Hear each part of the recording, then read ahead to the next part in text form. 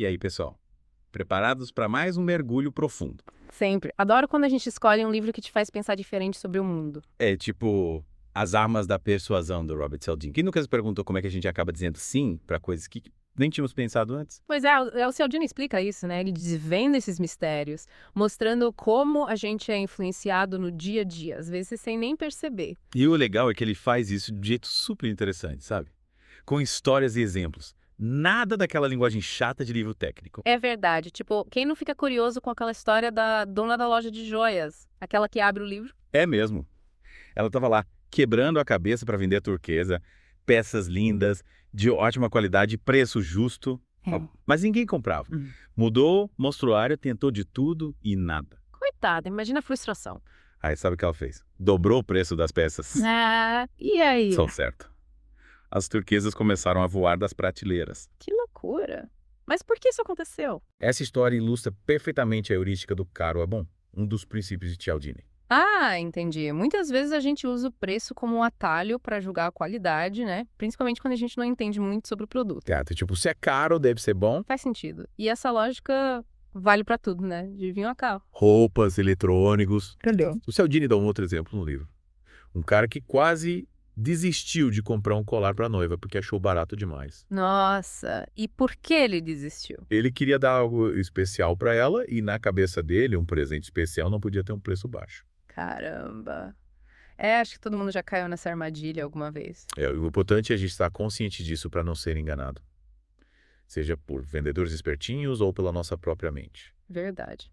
Mas e aí, qual outro princípio te chamou a atenção no livro? Ah, o da reciprocidade, com certeza. Lembra da história da ajuda humanitária entre México e Etiópia, em 1985? Aham, lembro. A Etiópia estava passando por uma fome terrível, mas mesmo assim mandou ajuda para o México, que tinha sido atingido por um terremoto. Pois é, uma demonstração incrível de solidariedade. Mas por que a Etiópia faria isso, né? Estando em uma situação tão difícil. Aqui entra a regra da reciprocidade. A gente se sente na obrigação de retribuir favores, mesmo aqueles que a gente não pediu. Entendi. Tipo, você se sente em dívida com quem te fez um favor. Isso, e essa obrigação é tão forte que pode até superar a antipatia, sabia? Repare. Como? O Cialdini cita um estudo em que as pessoas compravam rifas de alguém de quem não gostavam só porque tinham ganhado um refrigerante dessa pessoa antes.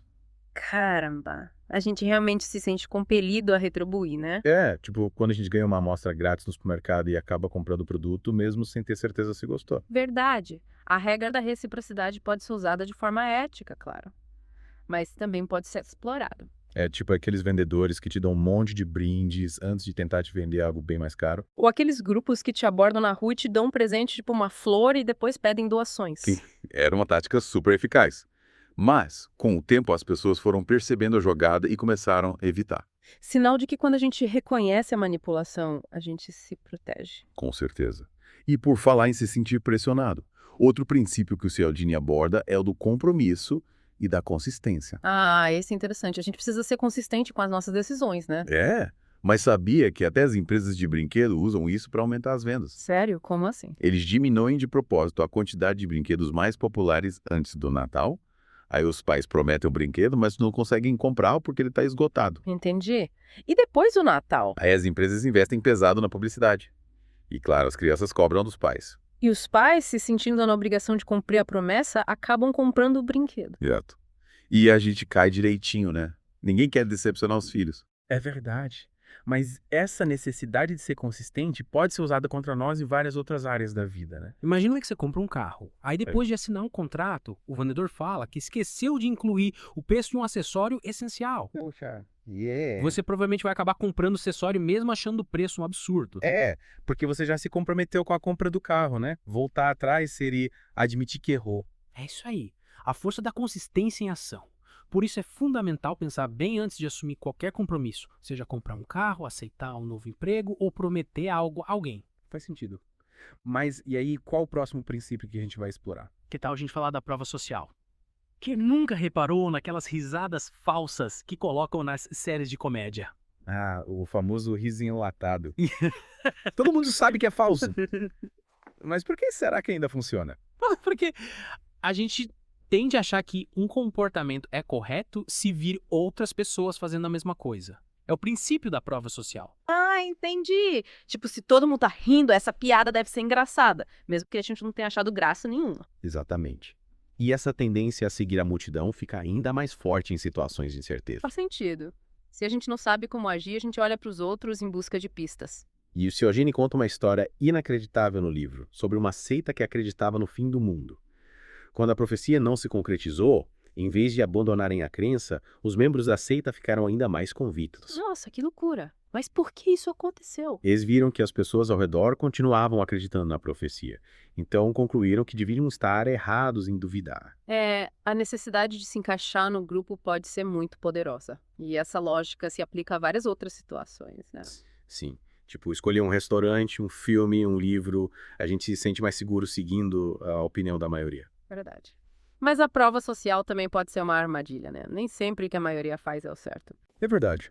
Por isso é importante questionar as informações que a gente recebe e não se deixar levar cegamente pela opinião dos outros. Concordo. A gente precisa ter senso crítico. E para finalizar essa primeira parte do nosso mergulho em As Armas da Persuasão, que tal a gente falar de autoridade? Boa. Quem nunca obedeceu a uma ordem, mesmo sem concordar com ela? É quase automático, né? A gente aprende desde cedo a respeitar figuras de autoridade. Pais, professores, policiais, médicos. E essa obediência, muitas vezes, é inconsciente. O Cialdini descreve o experimento clássico de Milgram.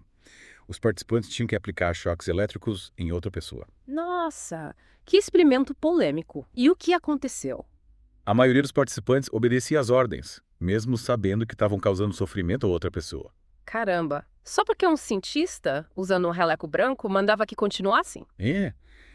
Esse experimento mostra como a gente é vulnerável à influência da autoridade, mesmo quando ela nos pede para fazer algo errado. E essa influência se manifesta de várias formas, né? Sim, desde os títulos e uniformes que conferem status, até os especialistas que usam sua credibilidade para nos convencer. Tipo aqueles comerciais de remédio com atores vestidos de médicos. Exato, a gente tende a acreditar que o remédio é bom porque o médico está falando dele. É verdade. A gente associa o jaleco branco à figura do médico e confia automaticamente no que ele diz. Mas, é claro, nem toda figura de autoridade é confiável. A gente precisa ter discernimento para não ser manipulado. Com certeza. Questionar a autoridade é essencial para evitar ser enganado e tomar decisões mais conscientes. Mas por hoje, vamos deixar vocês com essa pulga atrás da orelha. Isso aí. Na próxima parte do nosso mergulho em As Armas da Persuasão, vamos explorar mais exemplos e dicas de como se proteger dessas estratégias de influência. Até lá. E aí, pessoal, de volta para mais um mergulho em As Armas da Persuasão. No último episódio, a gente viu como o preço pode influenciar nossa percepção de valor, como a gente se sente compelido a retribuir favores e como a necessidade de ser consistente. Puxa, tanta coisa. É verdade. Vimos como a gente pode ser influenciado sem nem perceber. E hoje a gente continua nessa jornada, explorando mais estratégias e exemplos. Que tal a gente começar falando de escassez? Quem nunca se sentiu mais tentado a comprar algo quando descobre que a edição limitada? Ou que as unidades estão acabando? Ah, essa é clássica. Últimas unidades. Oferta por tempo limitado. É como se a gente tivesse medo de perder a oportunidade, mesmo que nem precisasse daquilo antes. Exatamente. Como se a raridade aumentasse o valor do produto, mesmo que a qualidade seja a mesma. E o Cialdini, claro, tem uma história perfeita para ilustrar isso. Ele conta que foi visitar um templo mórmon. Mas ele não é mórmon, né? Não, não é. Mas esse templo tinha uma área que normalmente era restrita, sabe? Só para os membros da igreja. Mas por alguns dias o público podia visitar. Aham. E o que aconteceu? Movido pela curiosidade, ele foi lá conferir. Entendi. Aposto que um monte de gente que nem era mórmon foi lá também, né? Só pela curiosidade. É isso aí. A gente se sente atraído por coisas difíceis de obter, como se elas fossem mais valiosas por serem raras. Tipo Romeu e Julieta, né? Quanto mais os pais tentavam impedir o relacionamento, mais forte a paixão ficava. Exatamente. A gente quer o que não pode ter. É a reação psicológica que o Cialdini explica no livro. A gente quer provar que tem controle sobre suas decisões. E os mestres da persuasão exploram isso o tempo todo. Ofertas por tempo limitado, produtos acabando, notícias bombásticas, tudo isso apela para nossa aversão à perda. A gente não quer ficar de fora. Verdade. E essa versão pode ser tão forte que a gente acaba tomando decisões irracionais. Comprando coisas que não precisa, pagando mais caro por produtos que não valem a pena. Por isso é importante a gente se perguntar, eu realmente preciso disso? Pô.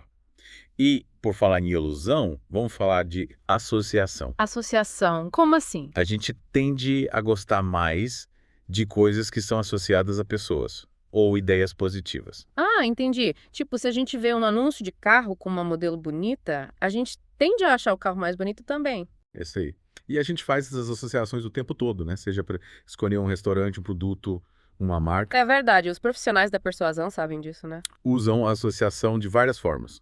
Políticos, que se associam a símbolos patrióticos, artistas que fazem propaganda, Celebridades que apoiam causas sociais. tudo para se conectar com a gente no nível emocional. O Cialdini conta a história de um meteorologista que recebia ameaças por causa das previsões do tempo. Sério, mas que absurdo. As pessoas associavam o mau tempo a ele como se ele fosse o responsável pela chuva. A gente faz associações ilógicas às vezes, né? Pense nos times de futebol. Os torcedores se sentem parte do time. Como se a vitória ou a derrota fosse deles também. E as empresas exploram essa paixão, né? Usam o marketing esportivo para associar seus produtos a times e atletas famosos. Funciona. A gente se sente mais propenso a comprar produtos de marcas que patrocinam o nosso time. Mas é importante a gente estar atento para não ser manipulado por associações superficiais, né? Antes de comprar um produto, apoiar uma ideia ou votar em um candidato, pergunte-se: estou sendo influenciado pela associação com algo que gosto? Boa, a gente precisa ser crítico. E para finalizar essa segunda parte, vamos falar de consenso. Consenso. A gente já falou de como a prova social nos leva a seguir a multidão, mas o consenso vai além disso, né? Sim, a prova social é mais sobre observar o comportamento dos outros. Já o consenso é sobre se conformar com a opinião da maioria, mesmo discordando. Tipo, quando todo mundo concorda com uma ideia, mas você acha que a ideia é péssima, mas fica quieto. Exato. O famoso efeito manada. A gente prefere se encaixar no grupo, evitar conflitos. O Cialdini tem exemplo ótimo para ilustrar isso. Ele conta de um experimento em que um grupo de pessoas tinha que responder uma pergunta simples. Deixa eu adivinhar. Tinham infiltrado no grupo que dava a resposta errada de propósito. Acertou. E o resultado foi surpreendente. Mesmo sabendo que a resposta estava errada, a maioria se conformava com a opinião do grupo. Nossa, é pressão do grupo em ação, mesmo quando a gente sabe que a opinião do grupo está errada. Imagina um júri decidindo o destino de uma pessoa com base nisso, mesmo que alguns jurados tenham dúvidas. É de arrepiar.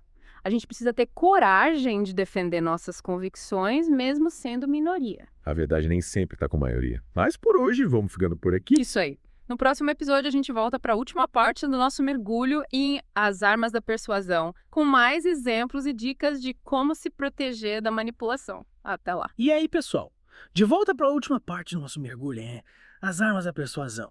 A gente já explorou um monte de coisa, né? Preço, reciprocidade e consistência. E também prova social, escassez. Ufa. Mas calma que ainda tem mais. O Cialdini não só expõe as táticas de persuasão, como também nos dá ferramentas para se proteger da manipulação. É verdade, ele quer que a gente saiba se defender. E para começar, vamos revisitar o princípio do compromisso e da consistência. A gente viu como ele funciona com as empresas de brinquedo, né? Mas essa tática vai muito além disso. Sim. O Cialdini mostra como ela pode ser usada em contextos bem mais sérios, com consequências mais graves até. Ele conta como os chineses usavam a coerência para conseguir a colaboração de prisioneiros americanos durante a Guerra da Coreia. Nossa, que tenso. A tática era bem sutil.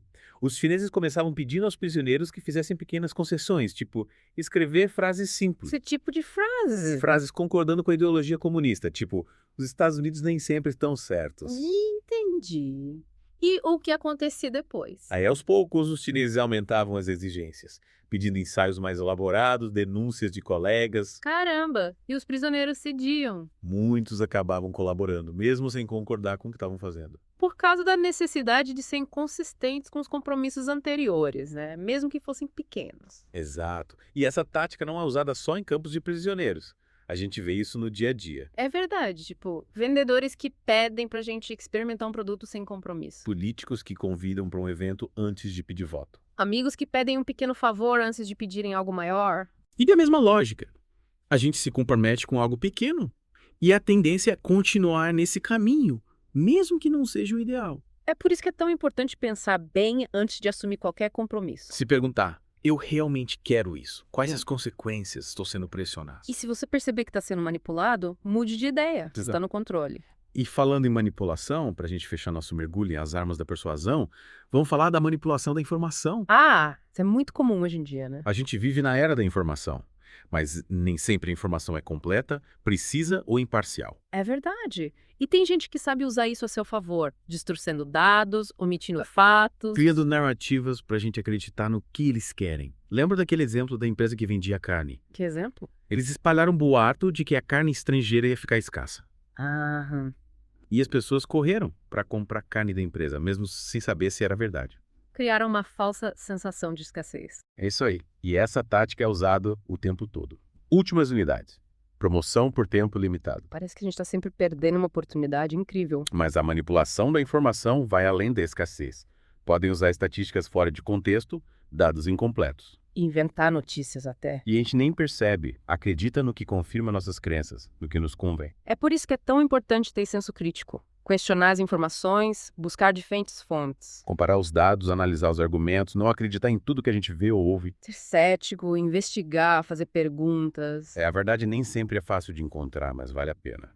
E com essa dica chegamos ao fim do nosso mergulho em As Armas da Persuasão. A gente viu como os princípios de Cialdini estão presentes em várias áreas da nossa vida, desde as compras no supermercado até as decisões mais importantes. O importante é que agora a gente conhece as estratégias e táticas de persuasão. E com esse conhecimento, podemos tomar decisões mais conscientes, autênticas e livres de manipulação. Então fiquem atentos, questionem tudo, busquem a verdade. E lembrem-se, a decisão final é sempre sua. Valeu, pessoal, até a próxima.